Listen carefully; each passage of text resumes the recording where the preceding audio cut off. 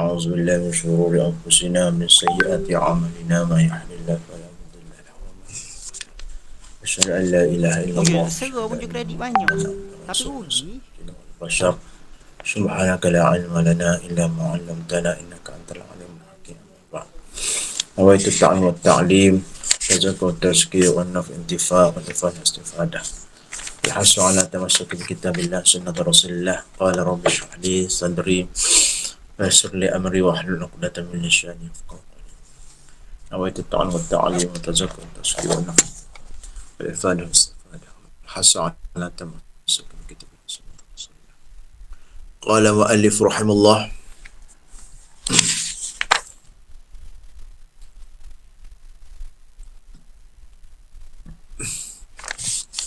إذا شئت أن تعرف نفسك فاعلم أنك من شيئين.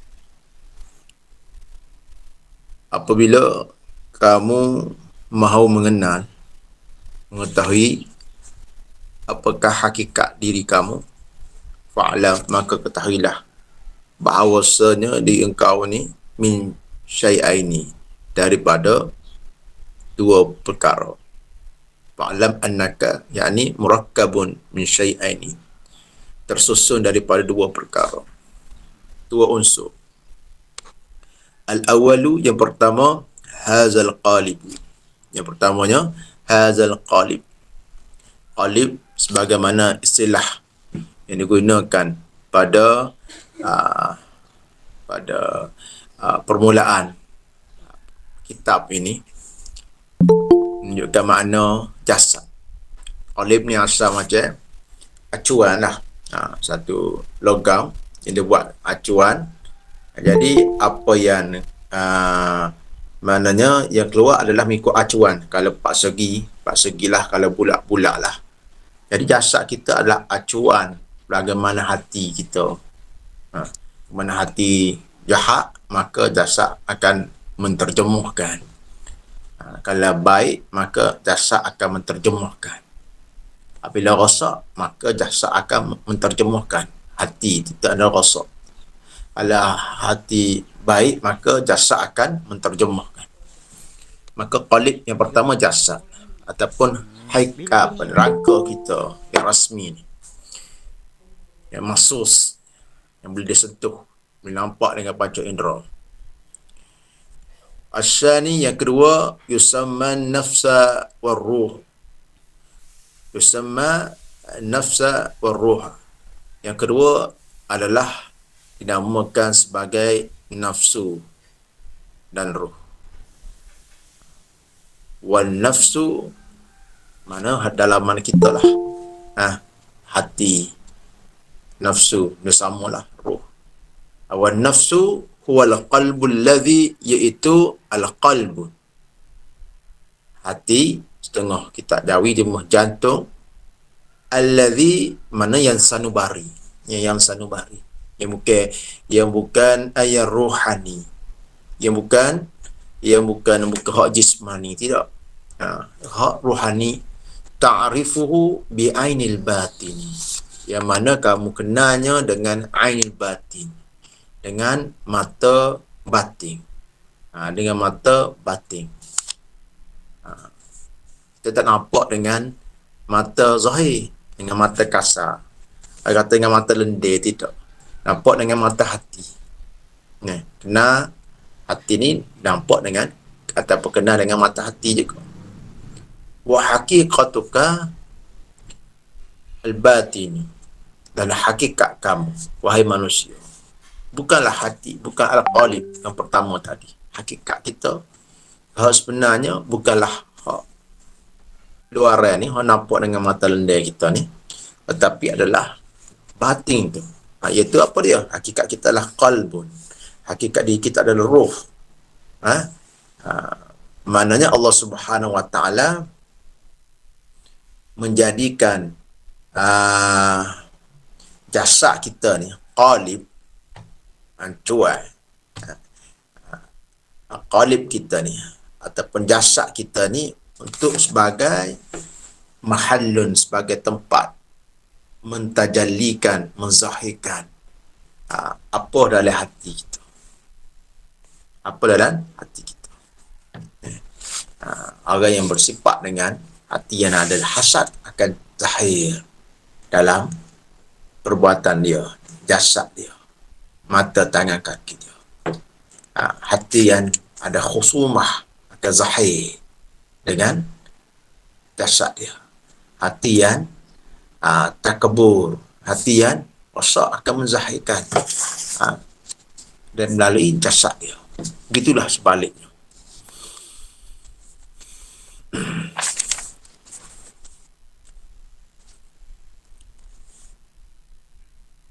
Jadi ruh ni, rohaniyah kita, makanannya adalah, kalau jasad kita makanan dia sebagaimana kita maklum, untuk supaya kuat, jasad kita, semua anggota-anggota kita maklum dah apa dia makanan dia, makanan kita lah, serupa dengan makhluk-makhluk lain jugalah, dengan makanan-makanan. Adapun rohaniyah kita, yang kedua unsur yang hakikat kita sebenar tadi, makanannya, taghziyah dia adalah ta'at, adalah zikir dan segala bentuk pendekatan kita pada Allah Subhanahu Wa Taala. Karena itulah kita lihat pada sabda Nabi sallallahu alaihi wasallam, laisa syadidu bisur'ati, innama syadidu alladhi yamliku nafsahu indal ghadabi. Kita biasa dengar hadis ni. Bukanlah asyadid, bukanlah kuat itu bisur'ah, dengan pandai bergusti, pandai melawai. Boleh, maknanya boleh mengalahkan lawan dengan jasad. Mau missing kepada ni? Ni singkapan tinggi.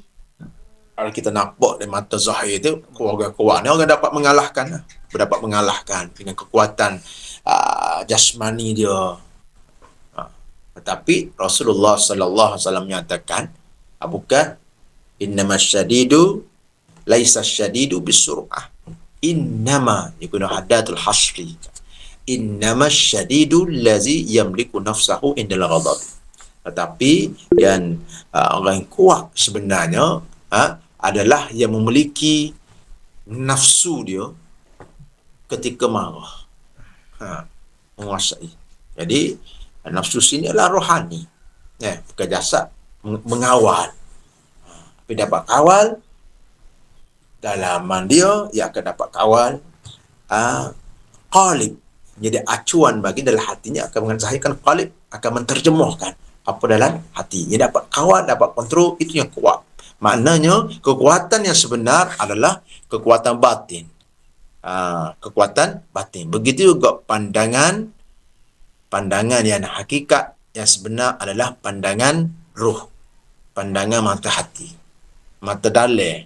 Kalau istilah almarhum Tuan Guru Haji Daud ke Abah, mata dalil.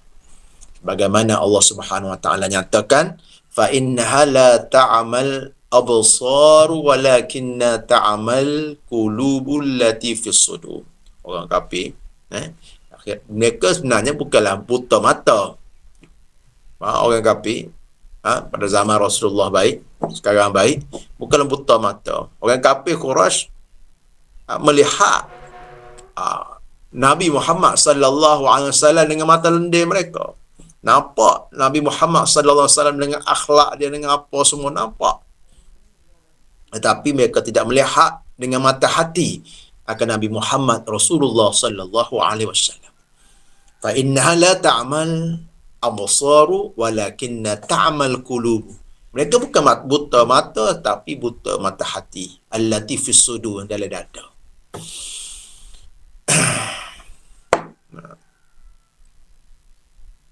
Jadi orang yang dalam dunia ni dah buta mata hati, wa man kana fi hadhihi a'ma fa huwa fil akhirati a'ma wa adallu sabila.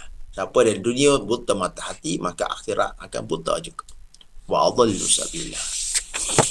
Qala muallif rahimahullah, li'anna al-jasada awwala, Kenapa ni? Li'anna ni sebab pada kata hakikat diri kita adalah batin kita, adalah ruh kita. Li'anna al-jasada awwalun wa huwa al-akhiru wan nafsal akhirun wa huwa al-awwalu. Jasad adalah awal. Kalau kita nampak zahirnya awal, wa huwa al-akhiru, sedangkan ialah akhir. Dan nafsu ataupun ruh akhir, wa huwa al-awwalun, maknanya awal. Wa yusamma, dinamakan nafsu tu adalah qalban, hati. Kenapa tu? Maksudnya jasad awal dari sudut zahirnya, tetapi akhir dari sudut hakikatnya, dan juga akhir dari sudut rutubah dan sya'nan dia, ada sudut kedudukan dia, keadaan dia. Kenapa? Kerana jasad ni bukanlah maksud dia, bukanlah tujuan kita, matlamat kita dijadikan, bukan jasad kita. Jasad adalah tabi' yang mengikut bagi ruh. Jadi walaupun dari sudut penciptaan ni mungkin dari sudut zahir nampak awal jasad, baru dimasukkan ruh dalam jasad, tapi ruh sudah ada dah. Dan ruh ni akhir dari sudut zahirnya, kerana ruh ni tidak akan turun daripada tempat yang tinggi kepada jasad, melain selepas daripada jasad dah sempurna dah. Jasad sempurna dulu. Jasad dah sempurna dulu, baru ruh masuk dalam jasad. Sebagaimana Rasulullah sallallahu alaihi wasallam menyatakan bahawa inna khalqa ahadikum yujma'u fihi batni ummihi arba'ina yawman wa arba'ina lailatan. Sungguhnya ciptaan seorang kamu dikumpulkan dalam rahim ibunya 40 hari, 40 malam. Kemudian proses kejadiannya summa yakunu alaqatan mislahu, menjadi alaqah. Alaqah. Itulah nama sekarang panggil apa? Fetus. Apa tu? Alaqah, macam daging yang gantung. Kata ulama macam supaya pengelitoh gitu. Rahim mak tu daripada sperm pada alaqah. Summa yakunu mudratan, kemudian jadi mudrah, seperti daging mislahu. Summa yub'asu, kemudian dibangkitkan padanya, disuruh malaikat al-malaku fa yu'zanu bi arba'i kalimat, maka dituliskan cara rasminya. Hakikatnya dalam ilmu Allah Subhanahu Wa Taala dah. Bukan bagi masa tu baru Tuhan nak tentukan, tidak. Ketentuan Tuhan, iradat Tuhan, kudrah Tuhan azali. Apa 4 kalimah ditebihkan, tuliskan rezeki dia, ajal dia, amalan dia, sama ada syaqi, akan bawa kepada kecelakaan ataupun sa'id kebahagiaan yang hakiki. Kemudian summa yunfaqu fihi ruh, kemudian ditiupkan ruh dalam jasad. Baru dah pula sempurna belaka dah, baru cipta ruh ditiupkan dalam jasad, dimasukkan dalam jasad. Jadi akhir dari sudut tu, tetapi hakikatnya dia awal lagi. Cuma yang mahu masuk lewat. Maknanya al-ibrah biruh la bil jasad. Ibrah kita diambil kira kita dah kerana ruh, bukan jasad. Sebab itulah orang mati tak ada taklif dah. Orang mati tak ada kewajipan kita masa kita ada ruh lagi. Masa kita ruh, orang mati tak ada apalah, tak semaya je. Orang mati dah, kita tak soal kan, tak semaya apa semua. Sebab kita kena hukum. Kalau seorang mati lepas dimandikan jenazah, orang wajib mandikan dia. Orang yang wajib mandikan dia ini, wajib mandikan, fardu kifayah, mandikan dia. Apabila tersentuh dengan mahram, dengan bukan mahram apa semua, yang batal adalah orang hidup. Yang orang hidup dia tak ada batal apa dah, tak ada taklif apa dah. Orang mati tu.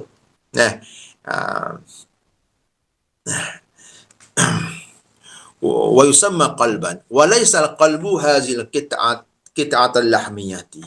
Dan bukanlah al-qalbu ni, apa dimaksudkan qalbu tadi, hati tu, bukan qit'ah lahmiyah, bukanlah ketulan daging ketulan daging tengok zahir juga cuma tak nampak ni muka kita kalau doktor tu dia nampak lah ya scan dia apa semua tu nampak dah bukanlah masuk kita alamiah yang ni yang biologis ni lah allati fi sadri minal janib aisai ada kat dada belah kiri li'annahu kerana yakunu fid dawab wal mauta kerana benda tu kita alamiah tu daging jatuh ke hati jatuh tu yakunu fid dawabi binatang pun ada wal mauta bahkan orang bukan orang hidup saja orang mati pun ada juga walaupun dah mati tetap ada benda tu hati tu tetap ada tak cabut mati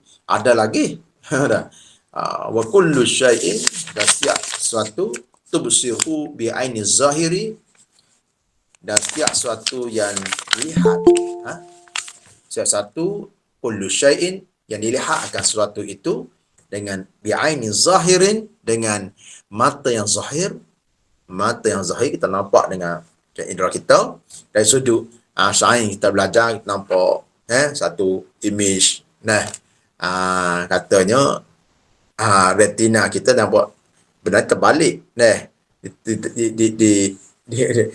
diterjemuhkan dengan otak kita impuls saraf kita sampai kotak dengan betulkan image itu tahulah proses dia tu pada saraf pada mata sampai pada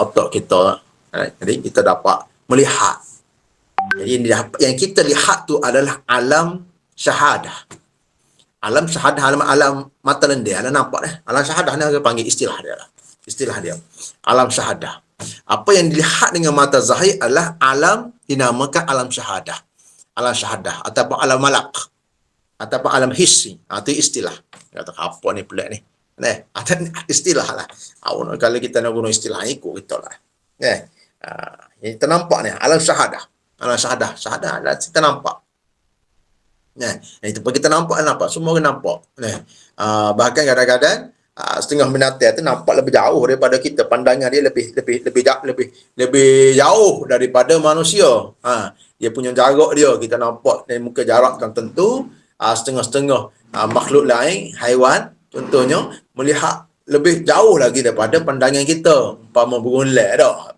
dia punya penglihatan tu lebih jauh lagi lebih tajam lagi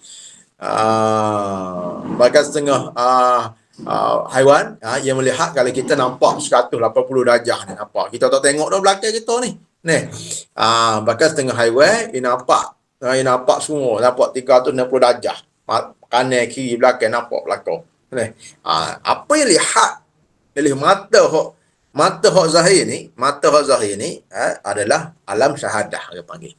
Wa amma haqiqatul qalbi adapun hakikat al-qalb hakikat hati hakikat hati roh kita lah hak batin ni yang hakikat kita falaisa min hazal alam dia bukan daripada alam ini roh ni bukan asal daripada alam syahadah ni daripada alam syahadah mata ni daripada alam syahadah jasad kita melihat dengan mata zahir adapun roh hakikat diri kita melihat dengan mata hati jadi oleh kerana roh ni hakikat hati ni bukan daripada alam ini bukan alam syahadah ini lakinnahu min alamil ghaibi tapi daripada alam ghaib alam yang kita tak tahu alam ghaib fahuwa fil hazal alam gharibun dan roh ni al-qalbu ni pada alam ini alam syahadah ni alam malak ini adalah asing maknanya bukan hakikat dia ajnah bukan hakikat dia apa lagi so apa hakikat dia hakikatnya majhul lah kita tak tahu lah Allah Subhanahu wa taala saja yang tahu kulir ruh wa yas'alunaka 'anir ruh kulir ruh min amri rabbi wa yas'alunaka 'anir ruh kulir ruh min amri rabbi ni agak amri Allah Subhanahu wa taala sebut ala lahul khalq wal amru al khalq kita nampak. Dalam ada al-amru adalah urusan Allah Subhanahu Wa Taala. Tapi kita faham bahawa hakikat diri kita adalah ruh itu. Nah, jadi falaisa min hazal alam. Jadi ruh, hati ni bukan pada alam syahadah ini yang nampak mata landa ini, lakinnahu min alamil ghaib, min alamil ghaib fa huwa fi hazal alam gharib. Fatilkal kit'atul lahmiyatu markubuhu. Adapun kit'ah lahmiyah ni, kit'ah lahmiyah, daging kita, daging apa ni tu, daging apa ni, hati, jantung, lahmiyah yang daging ni, biologis ni adalah markabah, hanya tempat kenderaan dia, tempat tertinggal dia, tunggangan dia sahaja. Wa kullu a'dha'il jasadi, dan setiap anggota jasad, apa dia? Tangan, kaki, mata, semua anggota jasad adalah asakirhu, adalah ibarat term dia, terminologi ni. Imam Ghazali ibarat askar bagi. Lepas tu siapa dia ketua dia? Siap askar mesti ada ketua dia. Wahwal maliku, dan dia adalah malik, adalah ketua, adalah raja. Siapa dia? Hati. Adalah hati. Kalau kita faham ibarat apa nama Imam Al-Ghazali bagi tahu ni, dalam dunia kita nampak kalau askar jahat, maknanya yang mengarahkan kejahatan tu adalah ketua dia. Kalau baik, yang mengarahkan adalah ketua dia. Wahwal malikun, hati dah raja. Kalau dijadikan raja, tapi kalau digulingkan pemerintahan hati, yang hakikat di kita, yang patutnya melihat dengan mata hati, yang alam, berada dalam alam yang tinggi, digulingkan dengan syahwat, dengan ghadab, yang sepatutnya menjadi kenderaan, menjadi silah, menjadi senjata dan menjadi tunggangan kita, tapi mereka yang merampah kuasa itu, maka pemerintahan tubuh kita akan menjurus kepada kecelakaan. Wa ma'rifatullah wa musyahadatu jamali hadrati sifatuh. Dan mengenal Allah Subhanahu Wa Taala, dia adalah wahwal malik, hati ni adalah raja.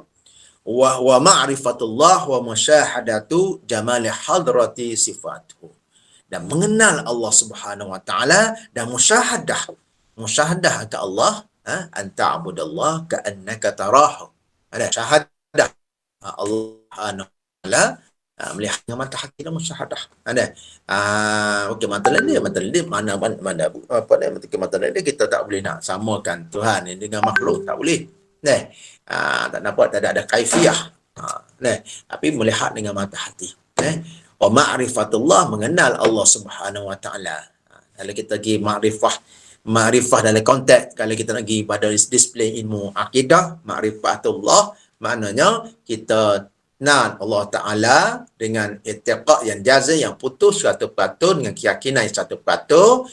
Apa yang kita kenal tu adalah mutabik lil waqi', kenal hak sebenar. Kenal apa? Kenal Tuhan ni maknanya kenal bukan hakikat zat Allah Ta'ala, tetapi akan apa yang wajib, yang mustahil dan yang harus bagi hak Allah Ta'ala, ke sifat-sifat Allah Subhanahu Wa Ta'ala, umpama wujud, akidah, baqa', bagaimana kita belajar dalam ilmu akidah.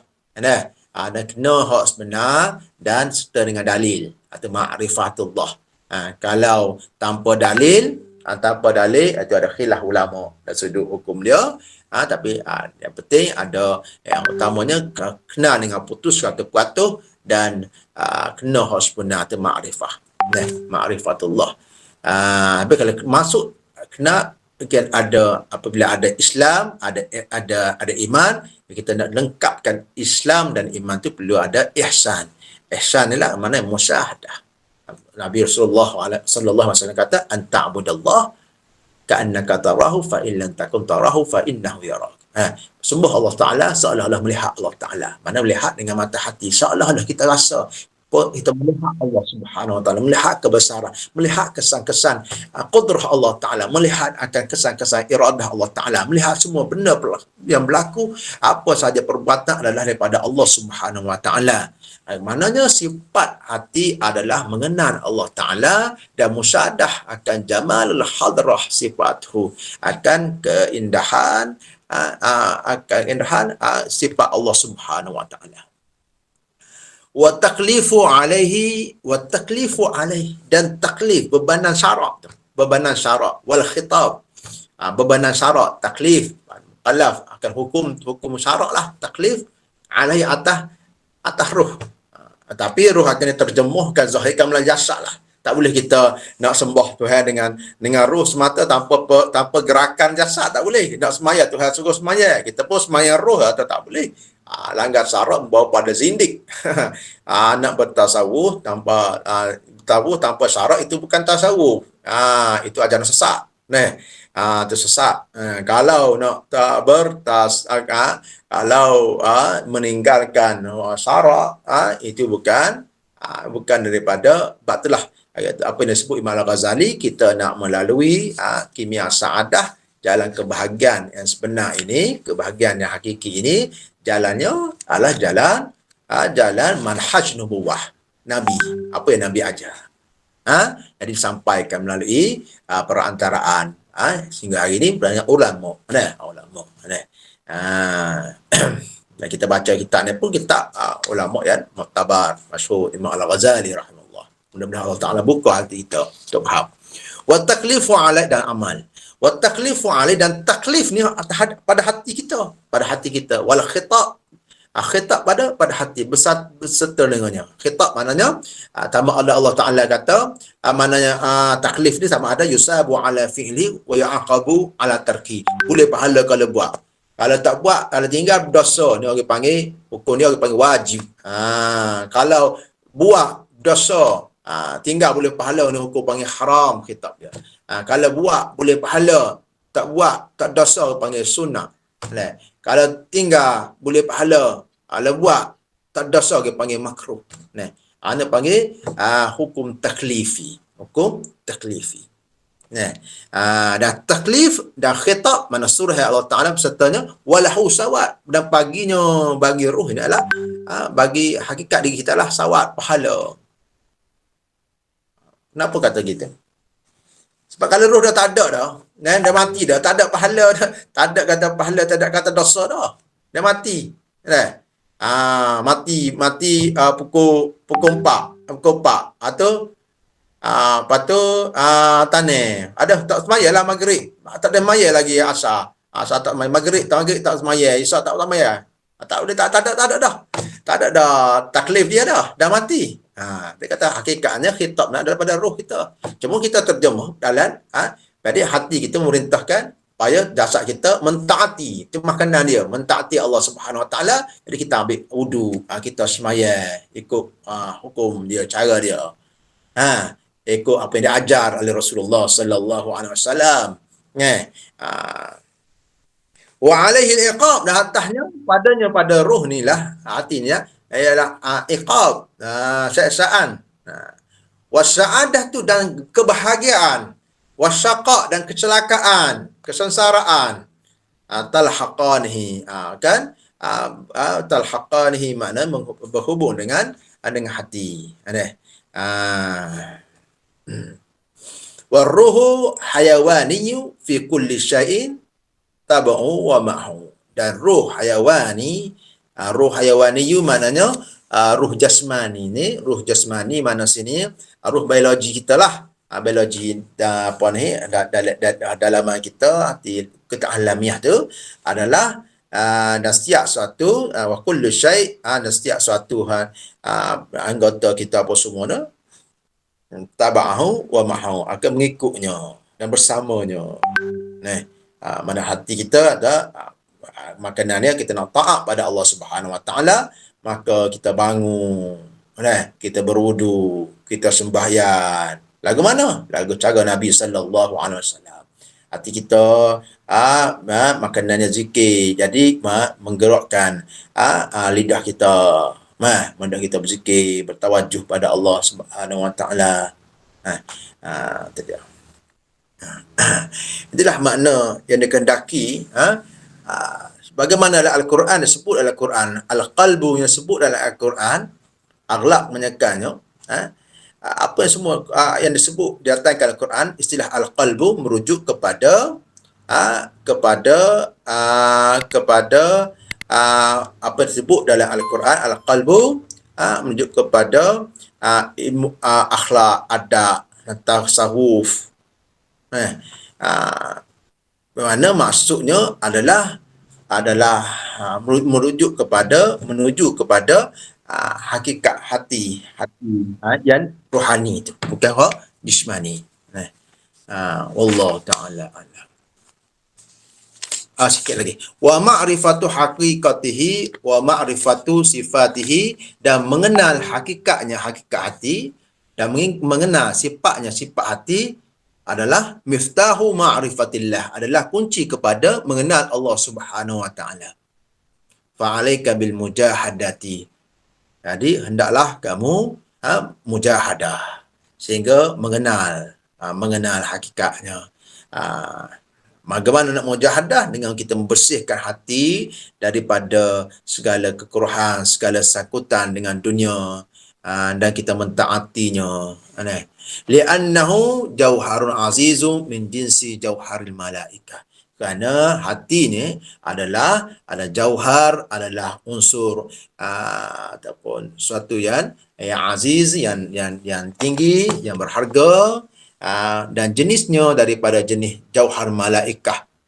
Asalnya maknanya apa ni? Makna jauhar malaikah sini adalah yang mana suci daripada kekuruhan dan syahwat. Tapi diri kita, dasar kita ada diri kita ada mana syahwat, ada syahwat, ada akal. Kalau kita kata-kata kita ni malaikat, tidak, tapi hakikat hati yang sebenarnya adalah sunyi daripada suci daripada segala kekuruhan dan syahwat. Yang kita perlu menguasai. Yang jadi tertewas dengan syahwat, sebab syahwat dah mengalahkan. Syahwat dah jadi mengambil tampuk pemerintahan. Wa aslu ma'dihi min hadrati ilahiyah, dan asal unsurnya daripada hadrah ilahiyah, maknanya daripada tinggi, atau yang ada yang tinggi. Wa min zalika, daripada min zalikal makan ja'a, dan daripada tempat itu datang. Wa ila zalikal makan ya'ud, dan kepada tempat itu juga akan kembali. Wallahu ta'ala a'lam. Subhanallah walhamdulillah, asyhadu an la ilaha illa anta. Allahumma alhamna rushda' min syarri nafs. Allahumma alhamna rushda' min syarri nafs. Allahumma Rabbi zidna ilma wa barik lana fima razaqtana waj'al mahbuban fi qulubi ibadi wa azizan fi waj'al wajihan fid dunya wal akhirah min qarrabin ya kasir hasan ya qa'iman bil zawaya. Alhamdulillah. Assalamualaikum Ustaz, boleh tanya Ustaz? Waalaikumsalam. Boleh tanya Ustaz? Ya. Ya. Terima kasih Ustaz. Apa ni ada Ustaz tadi ada jelas ceritakan pasal tentang mata hati tu. Jadi mata kasar tu saya boleh faham lah. Cuma mata hati. Boleh tak kita dia analogi dia macam ini. Contohnya kita nak buat rumah. Kita akan gambarkan dalam pemikiran kita dulu. Ada berapa bilik, ada ruang tamu, ada dapur dan sebagainya. Kemudian barulah kita panggil developer untuk membuatnya. Adakah gambaran yang kita buat tu itu merupakan mata hati, Ustaz? Ya sebenarnya ada beberapa istilah lain lagi tu. Nanti kita akan belajar, yang saya akan sebut daripada bab seterusnya. Istilah panggil lintasan, hawajis, khatir, ada beberapa istilah-istilah lain lagi. Itu melibatkan pada pemikiran, lintasan hati, gambar sebelum kita buat atau benda tu memang kita ada tasawur kan. Ataupun kita nak buat apa yang dimasukkan dengan mata dalam ni, mata hati ni adalah pandangan hati yang sebenarlah, ruh ni. Yang hakikatnya adalah untuk makanannya adalah taat pada Allah Subhanahu Wa Taala. Apa yang tu sebut tadi lebih kepada apa nama proses-proses apa ni dalam kepala lah. Nanti akan kena bincang juga dalam kitab ni, insya-Allah. Ya. Terima kasih Ustaz. Sama-sama. Assalamualaikum. Waalaikumsalam warahmatullahi wabarakatuh. Assalamualaikum warahmatullahi wabarakatuh.